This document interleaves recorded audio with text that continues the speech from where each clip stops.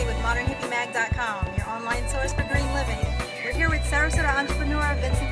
We're going to be taking a look at some really ingenious things that he's done with this roof. Hey! How you doing? Great. So what in the world is going on your roof? It's called the Vertigro grow system, and you can actually go to the land of tomorrow, whatever it is, in Disney World and see them. It's just a really efficient way to grow. Wow. So what was the point? Why did you decide to do this?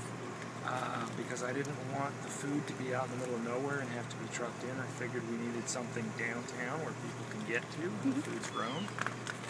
Now, when did you get started? It's been a couple of months. You've had some amazing growth in just a couple of months. Well, some of these were starter plants. They come in like this. Strawberries are virtually impossible to produce. You basically buy the starter plant. So how many plants do you have altogether? I have no idea. Quite a bit. Yeah. What's your long-term goal for what you grow? I'd like to put a raw cafe in downstairs, so then your food travels 15 feet and not 1,500 miles.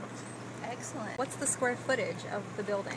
It's 3,000 square feet, and I've got space for just a little under 6,000 plants. Now, what's the weight bearing of your rooftop? All roofs are built to a minimum of 20 pounds for commercial, 40 for residential, and these have a 5-pound per square foot roof loading, so you're well within any load tolerances of any roof out there. This was something you've been thinking about doing for years, so this is not an overnight process. No, it's not an overnight process. I researched all the systems out there and all the different grow methods and everything. And I mean, you've got recirculating methods and drip feed. I mean, you've got so many different nutrient film techniques. And the reason I went with this is you're not catching your feed, so you never have to worry about any pathogen growth in your recycling back through and dripping it back in. You just have a small percentage that drains out, and that's it. So where do the kits come from? These kits are manufactured the guy that invented them is from Summerfield, in the northern side of Florida there, and he invented them like 35 years ago, and he's been marketing them ever since, and they are everywhere. Wow. I mean, he just got back from putting a few thousand acres of them in Dubai.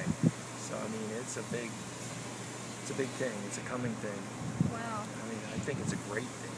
So tell us a bit of how it works. I see that you've got some lines running here. How does it work? Well, you have a nutrient barrel and your pH barrel or whatever, and you have two pumps. And then you put the mixture in once in a while, because nice big barrels, and then the computer turns on 3 times a day and drops 3 feedings into the top tube of each one.